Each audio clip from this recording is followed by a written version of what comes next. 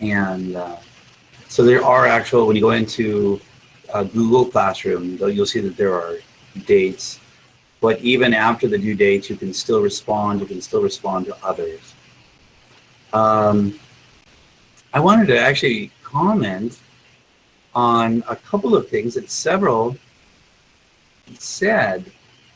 First, I wanted to respond to something really insightful that Mark pointed out about our myths, in particular about our superheroes. There's no question that superheroes, which are incredibly popular right now, but to be honest, they've never stopped being popular.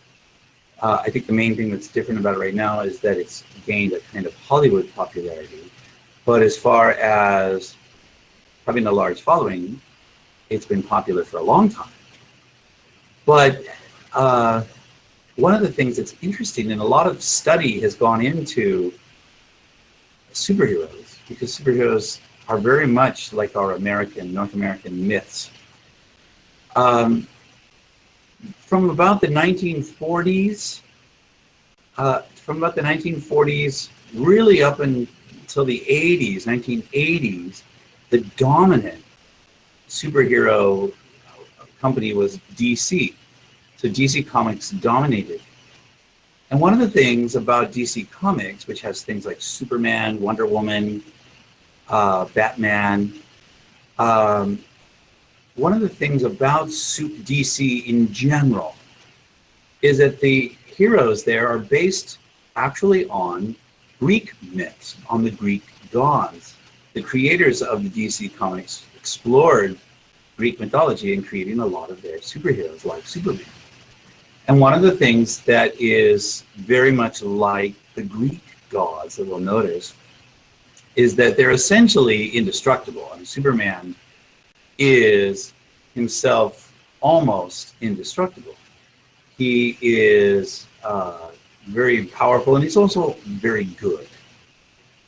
But there are some external weaknesses in the case of Superman, kryptonite.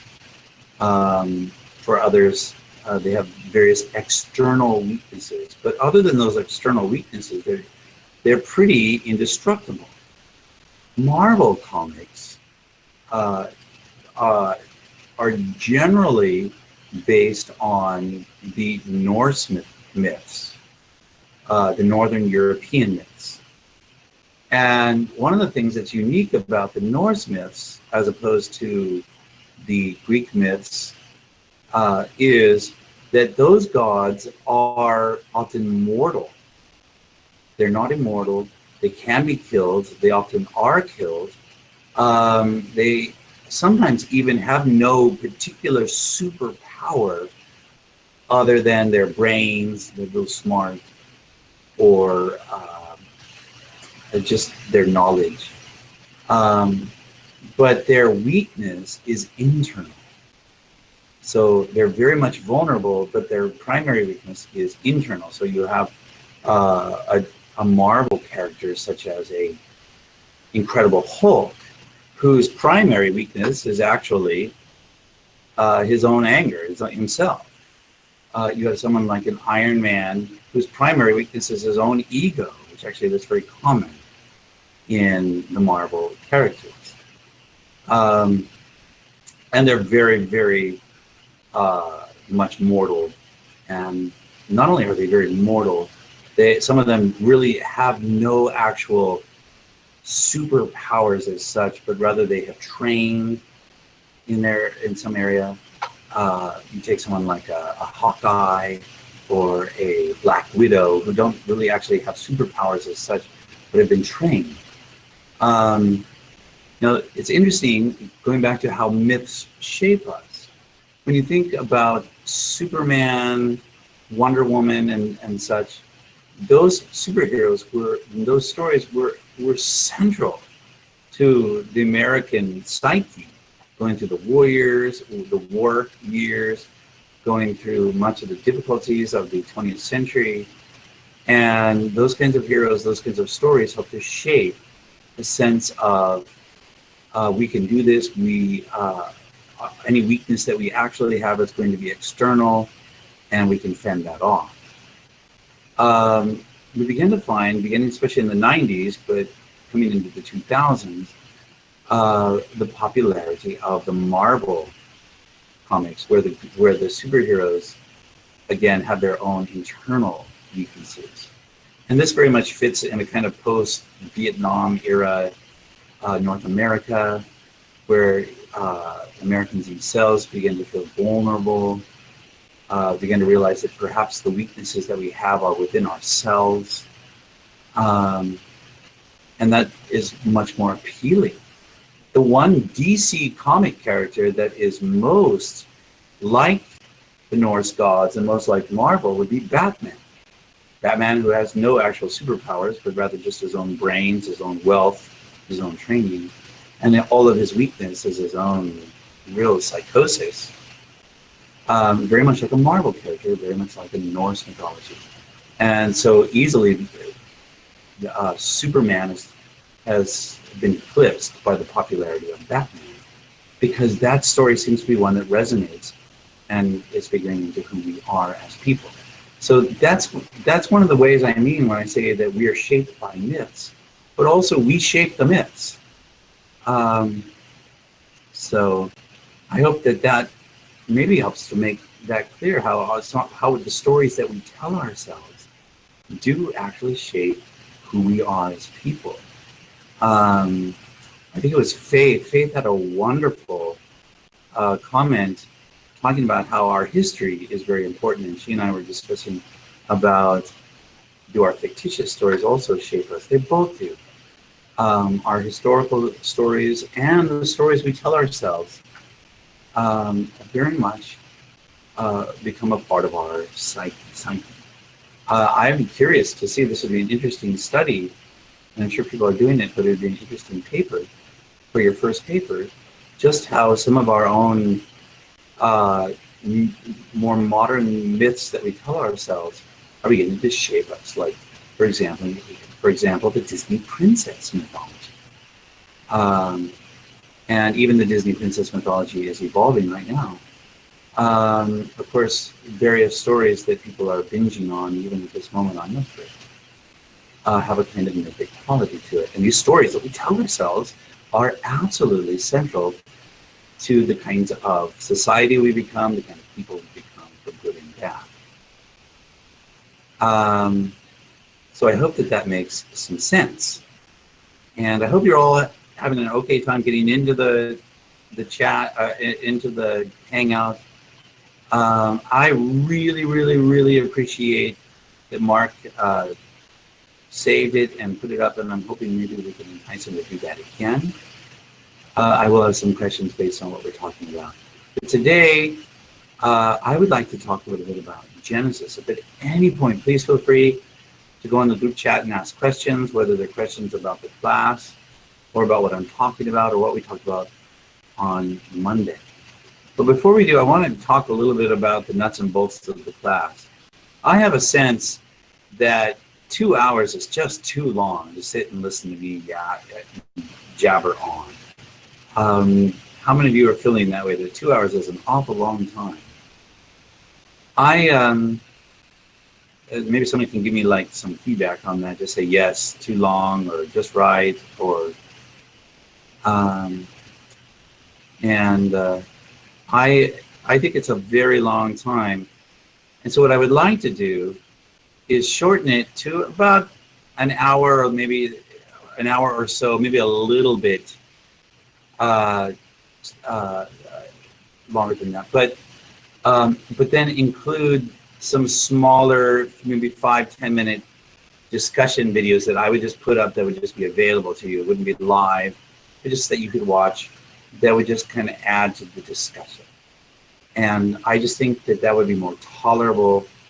Not only is 2 hours a long time probably for you to listen to me, but 2 hours is a long time for me.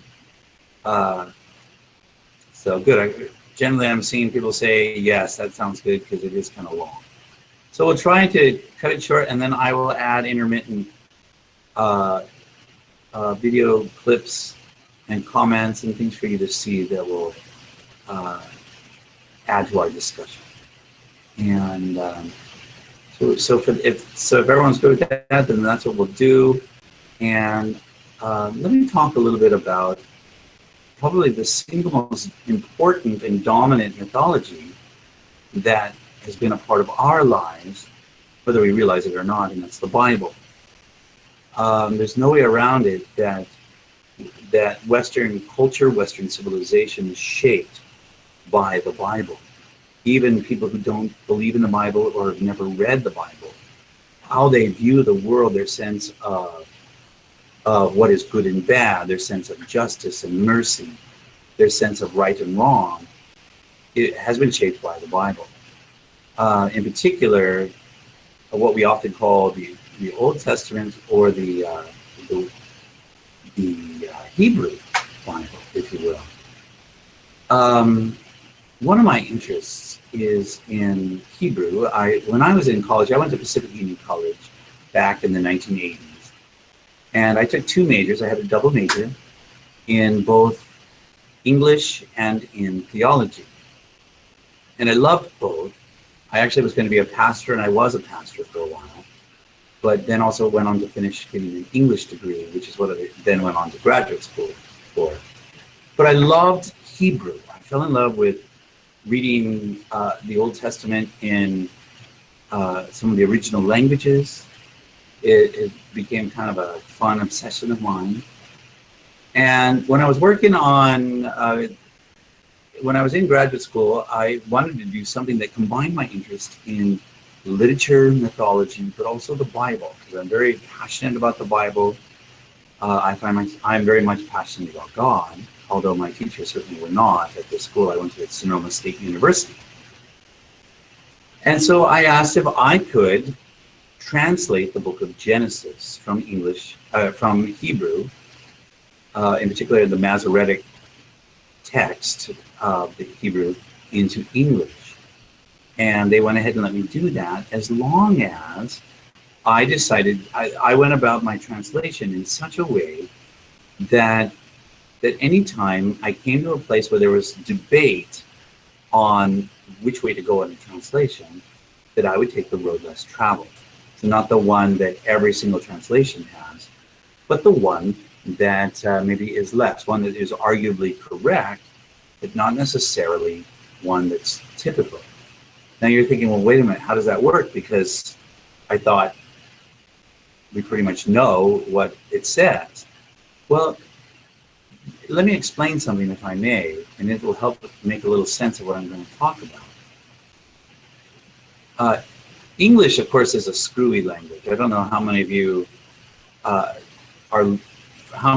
which English is your second or third language. So how many of you have another primary language besides English? Do any of you? Okay, so Allie does, Boyd does, and Marianne. So we have quite a few.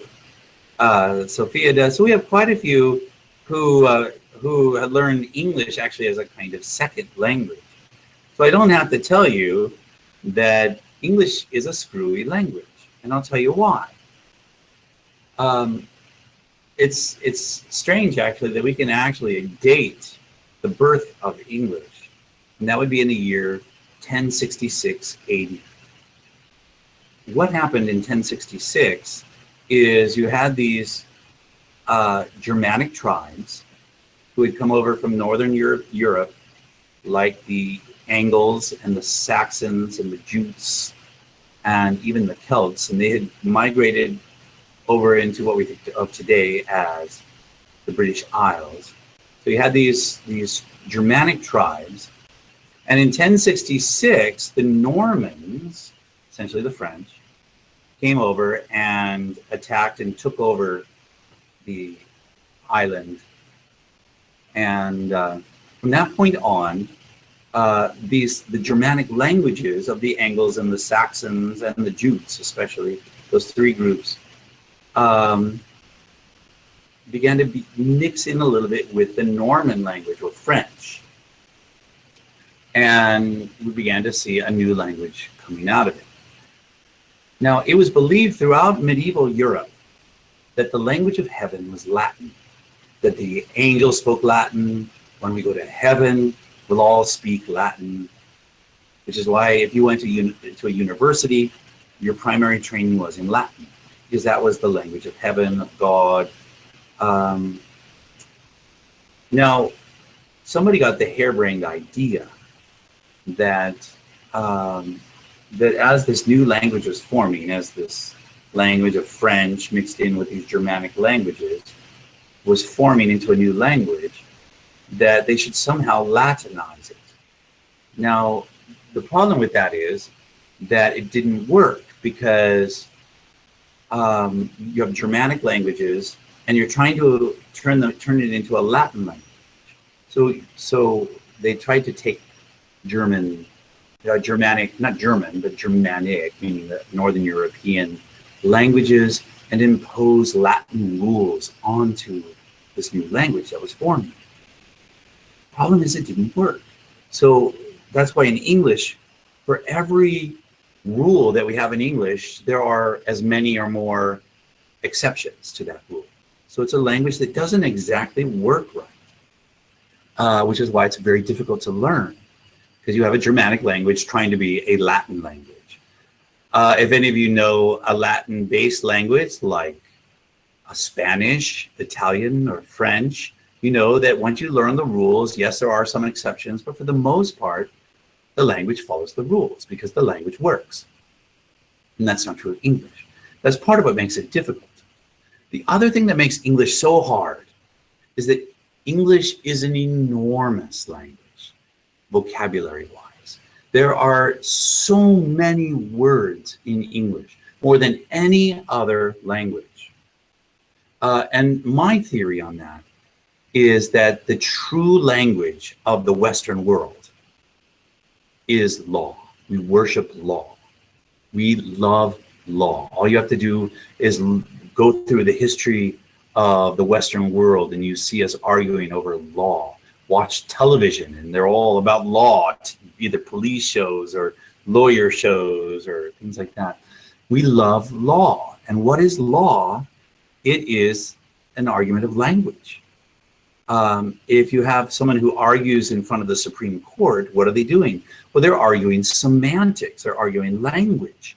They're arguing what did precisely the framers or the creators of the original document of the Constitution mean, and how does that apply to this current situation?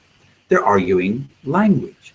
And when you love law, and therefore precision in language becomes so central to you, then the precision of vocabulary is essential. So we just have so many words.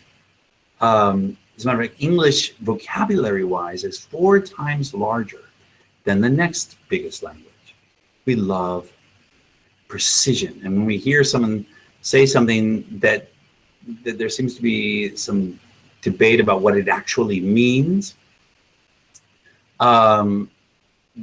as a Western thinker, we immediately say, yes, but what did the original speaker mean by that?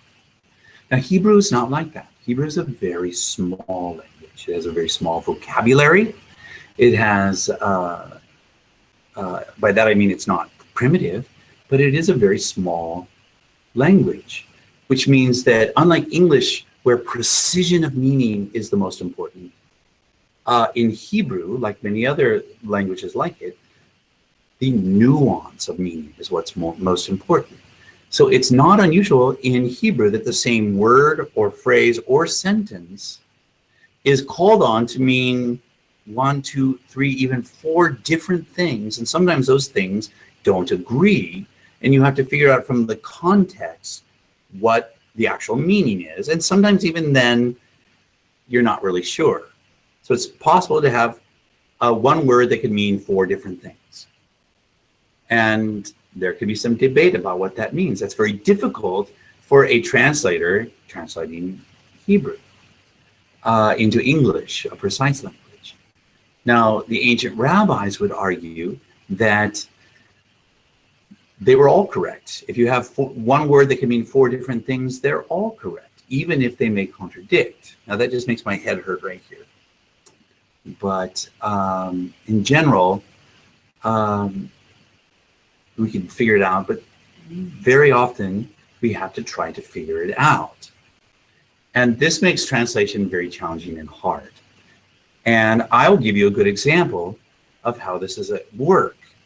I'm going to flip it over here so that on the screen you will see, I believe you'll see, the piece that I asked you. Oops, that was not it. Let's try it again here. I'm going to try to get you so you are looking at, there we go. I've asked you, of course, to spend most of your effort working on the Odyssey, but I also was hoping that you would spend some time in the first 4 chapters of Genesis. And if you had a chance, I really would love it if you had a chance to look at the first 4 chapters of my translation. I don't mean that in a vain way. I just thought that would give you a fresh perspective. But I want you to look, and this is a very literal translation. And I'm going to bring it up close so you can see it, hopefully.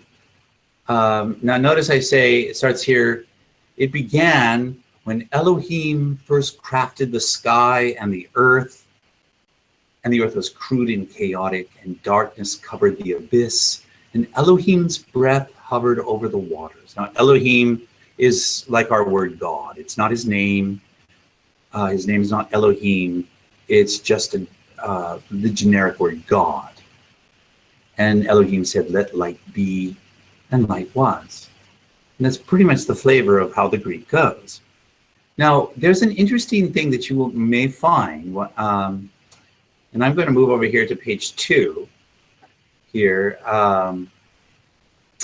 And so looking here on the left-hand column, in the middle of the left-hand column, something you might find occasionally that's very strange. If you were to go into an ancient synagogue, you might see a picture of Adam, or in Hebrew, Adam, Ha-Adam, the Adam. It comes as a shock probably to many people that there is no one in Genesis named Adam. That is not his name. Okay? Adam's name is not Adam. Adam is what he is. He is Ha-Adam. He is the Adam. Now that's actually meant to be a funny pun, which Genesis is especially good at puns. It's a pun on the word Adamah, which means red dirt. So it's essentially playing on the fact that Adam is made out of the red dirt, and so he's like a red dirt man. That's literally what Adam means. He's a red dirt man. If you ever wondered what color was Adam, well, we have no idea. There were no pictures. I think he was probably reddish in skin of some sort, because he is the red dirt man. Now, here's something interesting about the word Adam, or Adam. And listen, I hope you'll listen carefully, because I don't want you to misunderstand what I'm saying here. The word Adam is a masculine word. That's why we would say the red dirt man. Because like a lot of other languages, Hebrew is a gendered language. Spanish, for example, or Italian or French, they are gendered languages. So one word like table might be masculine or feminine, and chair might be masculine or feminine. I don't know what they are. English is not a gendered language. So our word table is neither masculine or feminine. It just is table or chair. Hebrew, though, is more like Spanish, French, Italian, and many others, where the language is gendered. And Adam is masculine. That's why we often translate it as man. However, Adam is not masculine in the same way that most other words in Hebrew are masculine. It's masculine in the same sense that the word everyone in English is masculine. I don't know if you know that, but our pronouns are very much gendered. So if you were to say everyone should go to his dorm, that would be correct. Because everyone, which can mean every male or female, but in English, if it's unknown, then it's actually masculine. So we've tried to change that in the last few decades to everyone should go to his or her dorm. Everyone should go to, now we say their dorm, even though that's grammatically incorrect. But Adam is only masculine in the sense, like the generic sense of everyone, because Eve is also an Adam. My wife is an Adam. It is the red dirt man, or a better translation then would be the red dirt creature. Robert Alter, who's the great translator, great living translator, translated Adam as the earthling. And I like that because it really is kind of funny. You get the pun on earth, but it sounds a little too sci-fi to me. But that's the reason why you might go into a synagogue and see a picture of Adam or Adam. There he is, and he's got a beard, but he's also got breasts. Or sometimes, or you may have both male and female genitalia. Or sometimes he may even have two heads. I'm going to jump over here real quick, if I may. Give you a picture here. Here's a picture of Ha'adam in this picture where you have like two creatures. It looks like a two-headed creature. Another one would be, well, let's come back to that. So, but going back to this piece here, that's because the ancient rabbis read this and saw Adam, knowing that it couldn't be male, it could be female, and that it's not his name, and they read this passage that says, and Elohim said, now I'm reading the left-hand column, right in the middle of the page, and Elohim said, let us craft an Adam as a picture of us, similar to us, and let it dominate the sea fish and the sky birds and the livestock and the whole earth and every soil crawler that crawls on earth. And Elohim crafted the Adam to be like himself.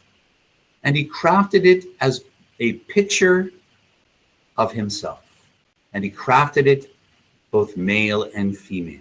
Now, that would be a very literal translation. You can see now why the ancient rabbis would read that. Crafted it, Adam, as a picture of himself, and he crafted it both male and female. So they looked at that and said, oh, he must have created Adam to be both male and female, as a kind of hermaphrodite. A hermaphrodite is a being that is both male and female. And that's why you might sometimes see a picture of Adam with both male and female genitalia. Now, that's a very interesting idea, very different from the one maybe that we grew up with.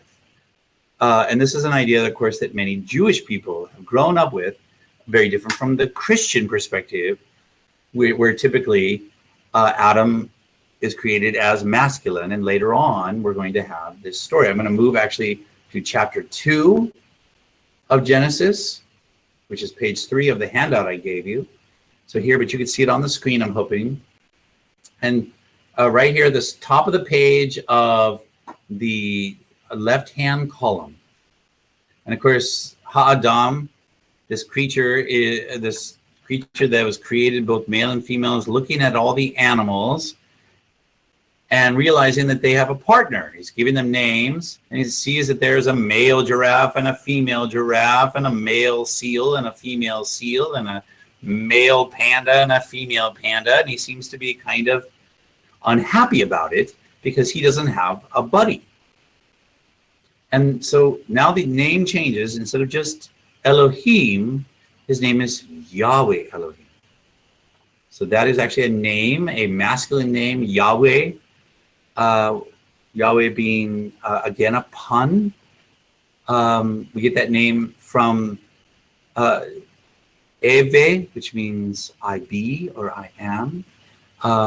When Moses is talking to the burning bush, and Says, well, what should I say your name is? I don't think actually God ever gives him his name. He gives him a pun.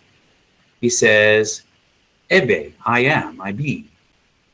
In other words, I'm not going to tell you my name. I was, I am, and I will be. That's my name. And Yahweh Elohim said, it is not good. The Adam should not be alone. I will handcraft a helper as an equal. Okay, so here we have this creature. He's alone. So Yahweh Elohim crafted from the soil the earth beasts and the sky birds and presented them to the Adam to see what it would call them. And whatever Adam called out to a creature, that became its name. Coming up a little further. And the Adam called out names for livestock and for sky birds and for earth beasts, but it found no equal as its helper. He's alone. So Yahweh Elohim cast a spell of drowsiness over the Adam, and it slept. And he removed from the Adam its side and then reclosed its flesh. And Yahweh Elohim handcrafted the Adam's side into a woman, and he presented her to the Adam. Now, I want you to think on this point for a moment. Okay, please, just for a moment. So we typically translate that word as he opened up and removed his rib. That is a very good translation. There is nothing wrong with that translation. That God puts him to sleep, opens him up, and pops out a rib. But again, remember, Hebrew is a very small language, and the same words often have multiple meanings because they have to. The same word that we would use for rib is also the same word we would use for his side. So in other words, his half. And so when it says that, and Yahweh Elohim removed his side, it's the equivalent of, in Yahweh Elohim split him in half and turned him into two creatures. So now we have Ha'adam and these two creatures. And this is an interesting translation. Now, it's very common that you'll see in Jewish translations, especially very old ones, they will use side. And of course, Christians have always used the rib. Now, you could see, going back to the idea how myths shape us, how if you had grown up with this story where Adam and Eve are one creature that gets split in two, that's going to change how you view masculinity and femininity, male and female. That's going to change your view of those things from, say, if you grew up with the story that God removes a bone, and from this bone, God's going to make a woman. You see how these stories shape how we view the world. And I will say this, though, going back to the Genesis piece. So here, pointed up here. So he casts a spell, and that maybe makes the rest of this passage make more sense, though, if you think of him not removing a bone, but removing the Adam's side, because then Yahweh Elohim handcrafted the Adam's side into a woman, and he presented her to the Adam. And the Adam said, this is bone from my bones and flesh from my flesh. This will be called Isha, woman, because she was taken from Ish. So now we have Ha'adam looking at his other half, saying, look, this one's got my bones and my flesh. So this is definitely my other half, literally, my bones and my flesh. And then this next passage would then make so much more sense, where it says, and that is why a man leaves his father and mother and clings to his woman, and they become one flesh. So suddenly now, if you read this story that way, suddenly now the story of Adam and Eve comes not from like you have a man and then pop out the rib and now we'll create a woman. Now we have two creatures. But instead we have one creature that is split in half. And that's the reason why the man will cling to his woman and they become one flesh. The idea that Ha'adam is truly Ha'adam in the act of the male and female coming together, perhaps even in the sex act. And it's interesting that the creature that is in the image of God is the creature that is before the surgery and not after the surgery. So that one could read that in such a way to say that the creature that is in the image of God is a creature that is both male and female, which has led a lot of scholars to say, well, the answer to the question of whether God is male or female, and some have said he's neither, but a better answer according to Genesis would be that he is both at the same time. Now, I'm going to tell you right now that the traditional translation is a very good translation. That is, it says rib. There's nothing wrong with that translation. But this one is also a legitimate translation because of the nature of Hebrew. And so I went the road less traveled. So I don't want everyone running out and saying Mike Menard's telling us that Adam was a hermaphrodite. But what I am arguing is that the difficulty in translating is more mounting than people realize. And that's the reason why if you look at your Bible, especially in the Old Testament, especially the old books like Job, which is the oldest book in the Bible, you'll often see little footnotes that say meaning unclear. It's not because we can't figure it out. It's just that it's a very old language and that relies on nuance, and so it's unsatisfying. Now, let me give you a good example of what I mean by the Western mentality. Because we come from that Western mentality where law is our true religion and where precision of meaning is what matters to us most of you are thinking, well, that's very interesting, thank you very much, but which one's correct? Was Adam a man and then from his bone is a woman? Was Adam a hermaphrodite? Which one's correct? The ancient rabbis would say, well, they're both correct. And I'm going to tell you that it's difficult to know because Hebrew is that difficult. But here's the more important point, and I hope you get this point. And that is, think how different our lives would be, your life would be, if you had grown up with, say, the story of Adam as a singular male, masculine and feminine creature that gets split into two creatures. Think how different your life would be, because our myths shape who we are. Now, it's very painful to me that I can't get much feedback, so I'm hoping that somebody that on the group chat, you'll give me a sense that you understand what I'm trying to say here. So if you just get a chance and can say, yes, that makes sense, or I don't understand, or I do, that would also give me a sense that you're actually listening. So give it to Mark, Marianne, Faith, thank you. And again, please don't, I'm not arguing that, yes, this is the gospel truth. I'm just saying it is absolutely a possible translation. And what I really want you to think about is how it would shift and radically transform how you viewed your life and how you would view masculinity. I've had many people ask me if this is an argument for soulmates. I don't particularly believe in soulmates, but I would say that if you want an argument for the beauty of the sex act and why it should be held sacred, and not to be, because people I think are afraid of sounding prudish, and if they're going to talk about, saving the sex act for a marriage partner and for that special one.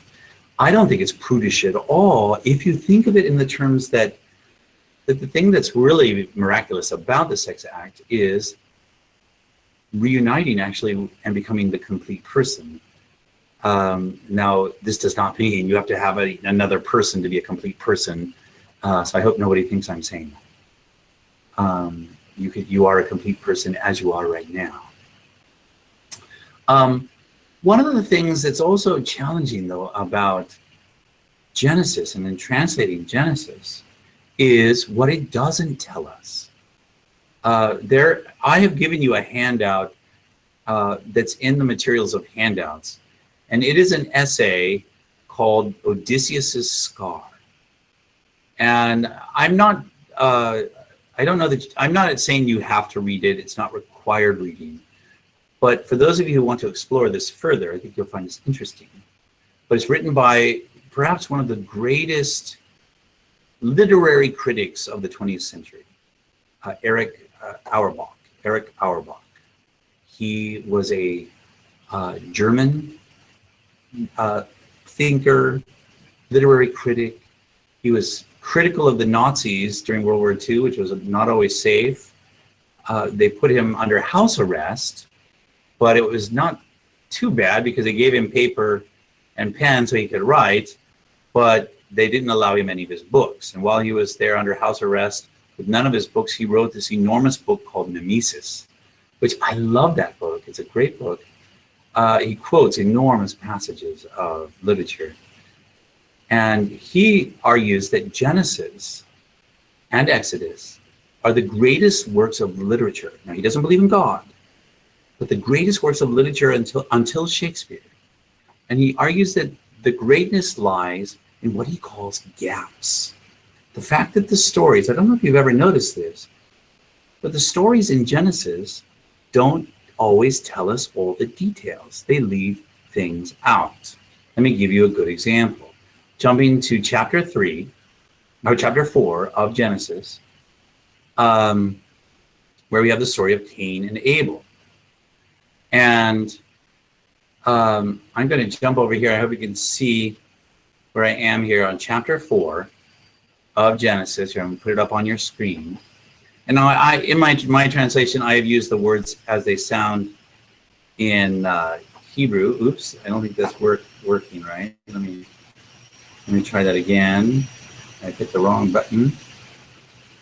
There we go. Let's try this again. There. All right. So chapter 4. So the names will sound strange, but here's a story you're familiar with. And the Adam had sex with Hava, his woman, and she conceived and bred Cain, which means gain, and which is meant to be funny. His name is Gain. And it's especially funny when she says, I have gained an Adam with Yahweh's help. So it's kind of funny. And she also bred his brother Hevel, which is Abel. And Hevel became a shepherd of sheep, while Cain worked the soil. Now, jumping up to the next column, on the right-hand side. And when the time came, Cain brought fruit from the soil as a gift to Yahweh. As for Hevel, for Abel, he brought the fattest firstborn of his flock. And Yahweh liked Hevel and his gift, but he neither liked Cain nor his gift. And this outraged Cain, whose face appeared fallen.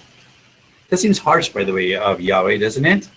Like he didn't like him or his gifts. You're thinking, well, wait a minute, that's not what it says. Go back and read it, and you'll see it absolutely says that. And Yahweh said to Cain, why be outraged? Why is your face so anguished? Inevitably, if you do right, you will be exalted. If you do not do right, wickedness will camp at your porch. It will become for you an obsession that will own you. So it's good advice to Cain. In other words, don't be mad. If you do right, everything will turn out okay. And then we have this famous moment. And Cain said to his brother, come out with me to the field. And I have a little typo there. And when they got to the field, Cain assaulted Hevel, his brother, and he killed him. And Yahweh said to Cain, where is your brother Hevel? And he answered, how should I know? Am I my brother's guardian? And Yahweh replied, what happened? A cry from the soil, your brother's blood cries out to me. And you are now expelled from the soil which gulped with a gaping mouth your brother's blood. That's very much the flavor of the Hebrew. It has such a wonderful flavor. And now whenever you work the soil, it will work against you. And you will waver and wander throughout the earth. Now, let me ask this question. How, in your mind, did Cain kill Abel? What did he use a rock? Did he have a knife? Did he have a gun? Mark says I always told a rock. That's how I was always told. Oh, or his hand maybe choked him, or maybe just punched him to death. Alex mentioned a shovel, or a tool. Yeah. Notice that the text itself doesn't ever tell us how he killed him. We don't know. Eric Auerbach argued that is a gap. And by gap, that's not a mistake. Okay, it doesn't mean that it's a mistake. He means it is a intentional gap in the story. In other words, it's a detail that the author doesn't tell us, and we can't help ourselves but to fill that gap. And so, however you've imagined it, whether it was a rock or a digging tool or his hands, that's how it happened in your mind. For me, the stories always happened how they were. I grew up Seventh-day Adventist, and so I had the Sabbath school memory verse scrolls. You remember those? And the pictures that they would have, usually the same ones that you might find in the Blue Bible Storybook by Uncle Arthur. That's how I imagined it. But it's interesting that we don't know, and as Auerbach argues, we feel the uncontrollable urge to fill the gap. Now, on something like how he was killed, it's really harmless, because does it really matter whether he killed him with a rock or with his hands or with a knife or a shovel? No, it does not matter as far as the importance of the story. But sometimes, however, we do this, we will fill in the gap in ways that aren't in the text, that enlarge on the story quite a bit. Going back, when it says, and when the time came, I'm on the top of the right-hand column. When the time came, Cain brought fruit from the soil as a gift to Yahweh. And as for Hevel, he brought the fattest firstborn. And Yahweh liked Hevel and his gift, but he neither liked Cain nor his gift. Why, according to the text, does Yahweh not like Cain or Cain and his gift? The text doesn't tell us. Now, here's the important part. We have since added extra biblical traditions that add to this story. And of course, we've added the idea that he was supposed to bring the lamb as opposed to bringing fruit.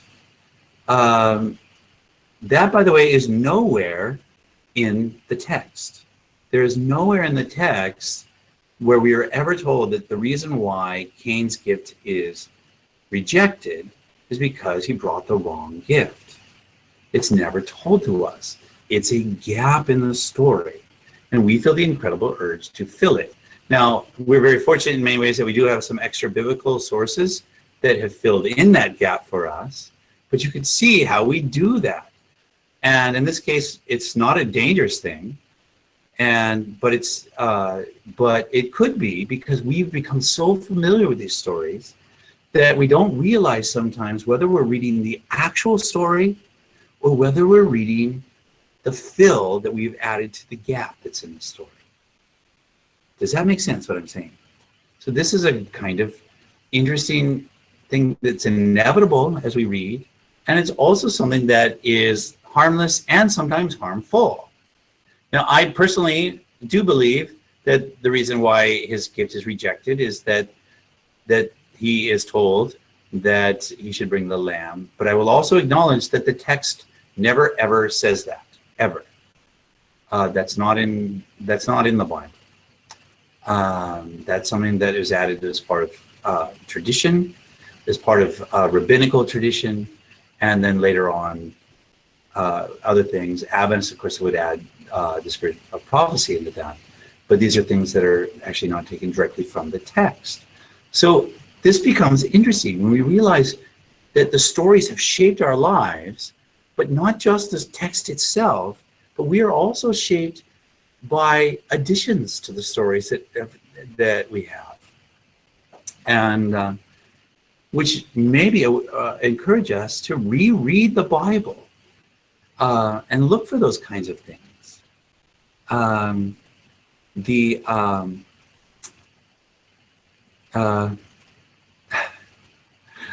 think what Marianne said, I heard it has been said because he thought he could just give God whatever instead of specifically what God asked for.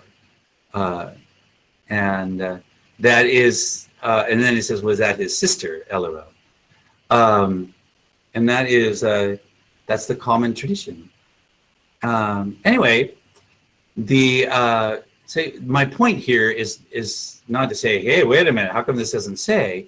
My point here is to show that we've been affected as Christians even, that this is a part of our overall Jewish and Christian story, our mythos, the importance of the sacrificial lamb, to the point that we now even have it as a part of this story.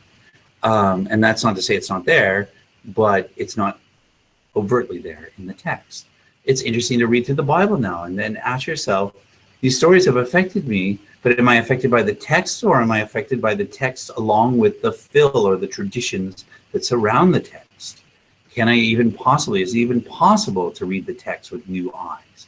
I'm not sure how easy that is, because we're so familiar with the text that we immediately fill the gaps without us even realizing it. I would like to talk just for a quick moment. Any questions, by the way? I've just talked about two pretty weird things: Adam being a hermaphrodite, and whether or not Cain and Abel were supposed to bring the lamb. Any questions? I don't want to have people oh my gosh, what on earth is he teaching here? So okay, so it doesn't look. If you do, I will have some places in Google Classroom where you can feel free to ask me. Also, of course, you have my email. Feel free to do that as well, which is mike.menard@ucollege. I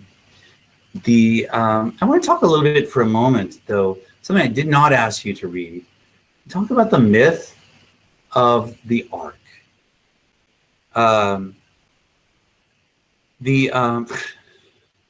Yes, thank you, Mark. Mark just commented that how stories are made better by gaps such as Abraham Lincoln Vampire Hunter. Yes, as a matter of fact, I used to teach a class called Postmodernism, where we've taken it on ourselves to make this a kind of entertainment to fill in gaps, whether it's Sense and or Pride and Prejudice and Zombies, or Sense and Sensibilities and vampires, and things like that, filling in those gaps as an entertainment purpose. I'm going to jump over, if I may, to a brief PowerPoint and talk a little bit about the flood. And again, these are myths. And by myths, I don't mean untrue stories, because I believe in the creation of Adam and Eve. I believe in the flood. I believe in Cain and Abel. But I also believe that these are stories that have shaped who we are. I've given you, I'm going to put two pictures on your screen. And interestingly, they both are look like very similar pictures. The one to the left of you, that's the higher up one, is actually from a church. It's a picture of Eve coming out of a sleeping Adam. I wish I could make it bigger. And I guess probably could here somehow. But you can kind of see it. She's not just coming out of his rib. It's not just popping out of her rib. You have Eve fully formed popping out of her side, which, by the way, is very similar to the story of Athena popping out fully formed out of Zeus. The almost the exact same picture is to the left, where you have the Eve-like character coming out fully formed from the sleeping Adam. That, however, is not Adam and Eve, but rather a character called Adamas, and from him is being birthed Tiamat, which is a Sumerian or Mesopotamian story, very, very like our Genesis. It's about 700 years older than Genesis. So you can see they're very similar in how they look and came about. And it's not surprising in many ways, because these are the stories that were being told in Mesopotamia, especially around the city of Ur, about the year 2000 BC. Many of you are aware of a significant Bible character who comes out of the city of Ur, and that would be Abraham. And many of these stories are actually being told there in Ur many years before there is ever a Genesis. I want to talk a little bit about the flood for a moment, and I'm going to make it quick because I wanted to make today shorter. We think of the, well, when my son was born, he's 18 now, so it was a while ago, we were given lots of gifts like this. We were given these little cute little pictures of a Noah's Ark, and the animals look all happy and cute. And we didn't ask for Noah's Ark kinds of things, but these, for some reason, got a lot of Noah's Ark things. And if you can see that picture, the animals look so happy and cute and cuddly. And of course, those rabbits would be very huge compared to the elephants. This would be a better picture of how I imagine it. There it is. You have the ark and everyone's all crowded, but it looks like a big party. Everyone's having a good time. The flood just looks like a big, massive frat party, apparently. And I understand why this is an important story as far as creating a nursery. You'll see Adam and Eve things a lot in daycare centers, because there's this wonderful sense that the story gives that while the world outside is dangerous and terrifying, in here, it's safe.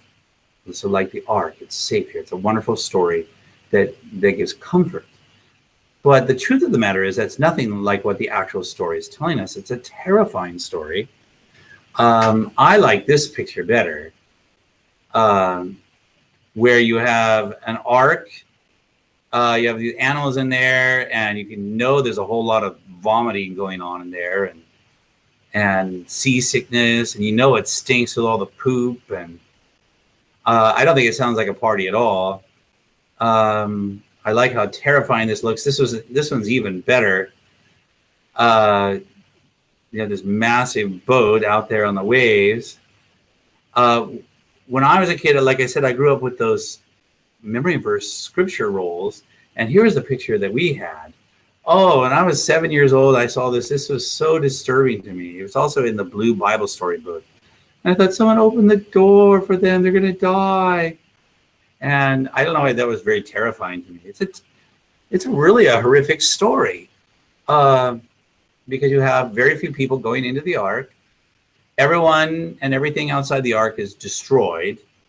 The people who go into the ark come out a very different, into a very different world, a world where everything's dead, and which makes sense. This is a wonderful Gustave Doré woodcut, where he's got the people, he's got animals and people there on a rock. I don't know why they're naked, but they're trying to keep away from the flood. They're all going to die. It's very terrifying,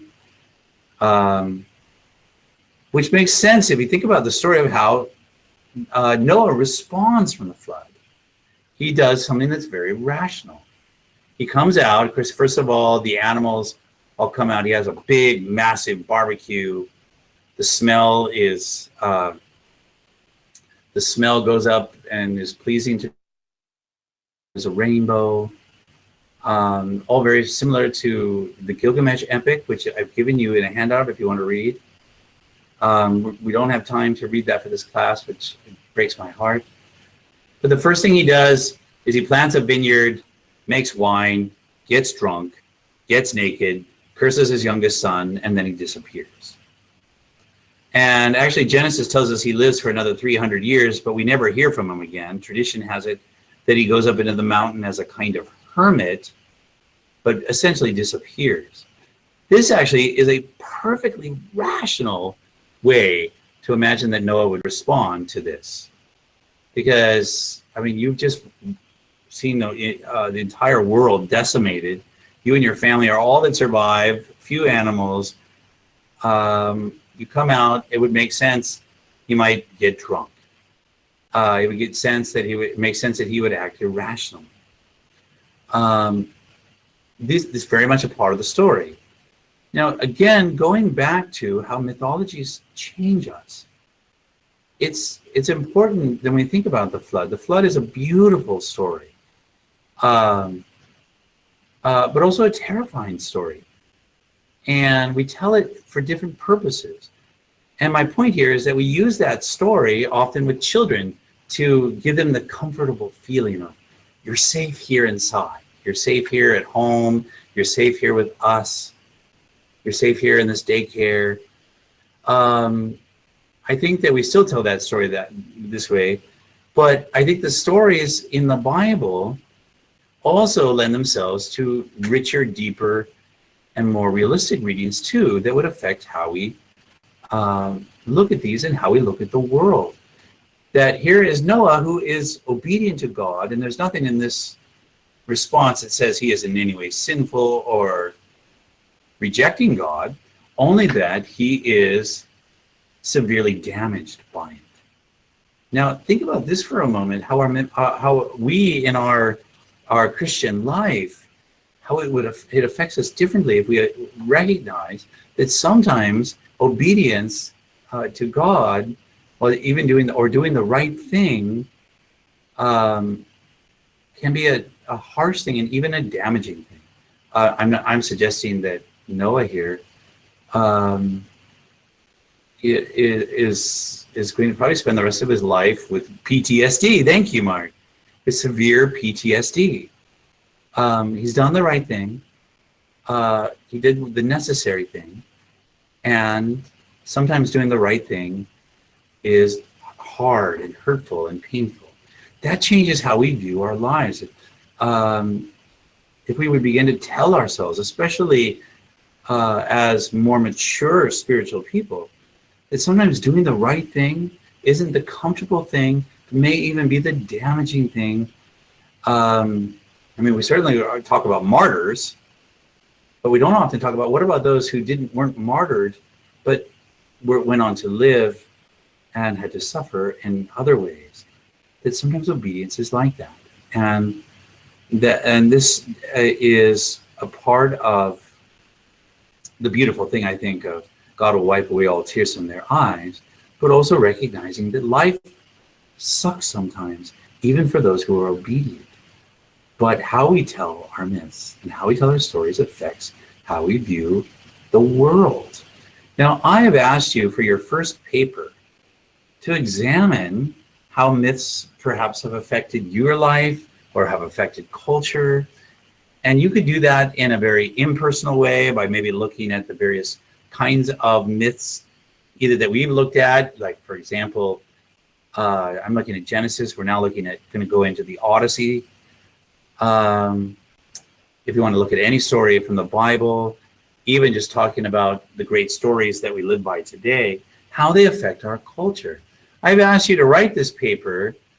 I don't remember when it's due, but I think it's not due for another week and a half or so. As a kind of reaction paper, if you will. May 22, thank you. As a kind of reaction paper to something that maybe you found interesting, whether pointing out how one or more of perhaps our biblical stories have affected culture, how some of our Greek stories have affected culture, how the monomyth itself has affected culture, how if you even want to bring in superheroes and some of those things as well, that would be great, and how it affects culture. My interest in the paper is for you to begin to think in a serious way how our myths affect us. And nothing gets me more excited, though, if you pull on something that we've looked at, maybe Genesis, maybe the Odyssey, but that doesn't mean you can't also look at some things that are relevant to you. I suffer from OCD, which is obsessive compulsive Disney. I love all things Disney. And I will admit that Disney has affected culture. And how so? For good or for ill? I don't know. You could argue that. I think I could probably make a case for both. I love superheroes. I love pirates, all of which are now very much a part of our mainstream culture. I, of course, love the myths of the Greeks and the Romans, and I am passionate about the Bible. But it takes a thinker, and I think you are a thinker, to stop and ask myself, how am I and my world around me affected by these stories? Now, the Greeks called these stories mythos, the stories, and that they would affect the flip side. They believed that the flip side of mythos was what they called logos, or logic. And they were not separate. They were one coin. So in other words, how you think, your logos, the logic, is affected by the stories you're told. How you think, how you process information, how you believe, and everything is affected by the stories that we hold on to. I absolutely believe that that's true. I think from your comments, I think most of you do as well. And I would love for you to explore that, either how it has, and it doesn't mean you have to agree with that. You might argue against and say, I don't think that's actually true. And then, of course, use the text. I'm hoping for some feedback. Does that make sense as far as that paper, what I'm asking for? Kind of a reaction paper. Does that make sense what I'm asking for? And I want it to be fun. Make it something totally fun for you. Make it something, if you love superheroes, write about superheroes. If you love, if while you're reading the Odyssey right now, you're falling in love with Athena and Odysseus and such, write about the Greek gods. And obviously, most of us grew up in some way with the Bible very much a part. I would like if you wrote especially about something from Genesis, because the stories in Genesis not only affect us, but they affect how we read the rest of the Bible. Northrop Frye, the great literary critic, argued that Genesis is the lens that we read the entire Bible with. And that's exactly true. And so, yes, Stacy, it's more of an informal paper. I would like it to be well done. I would like it to be, obviously, and I know you will. I would like it to be something that engages the text, that gauges the things we've talked about, that gauges your own thinking. I'm okay with it being in either MLA or APA format. Please do read it, because I do actually care about grammar and mechanics and things like that. I totally don't mind if you want to share papers with each other, and because I like that kind of thing.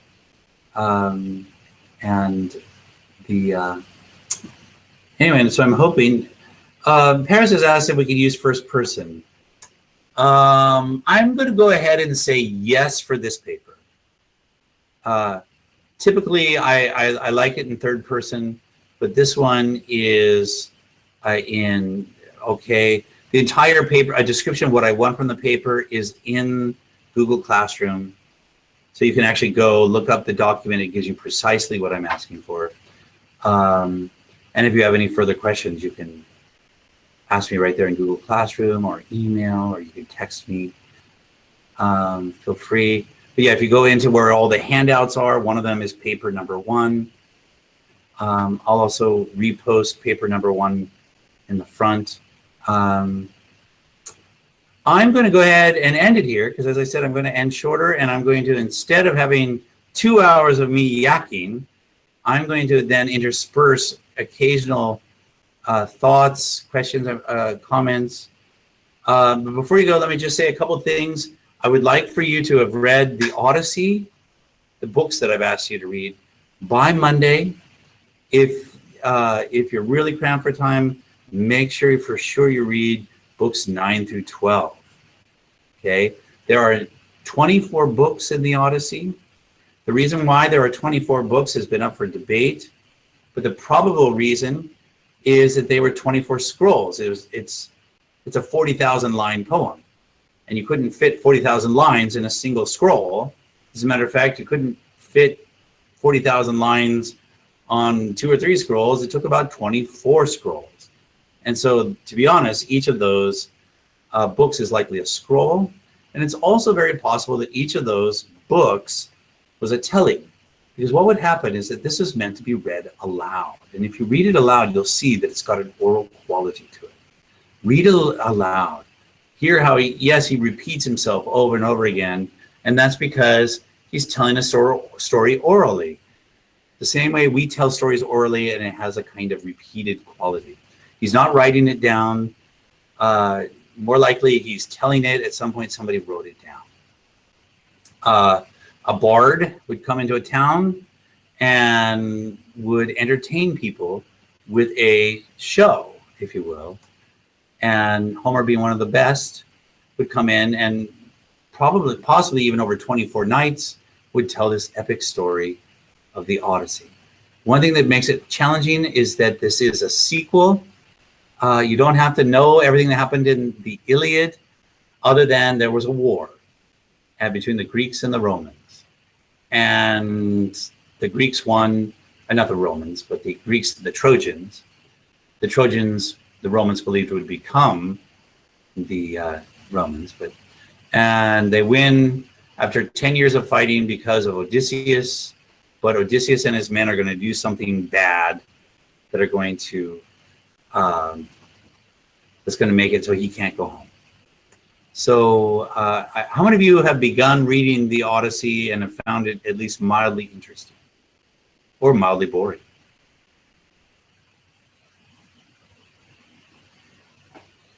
While you're responding to that, I'm going to go back over here and show you where you can find paper number 1. Because some of you are struggling with that. And I'm going to go right here. I'm going to go like this. Oops.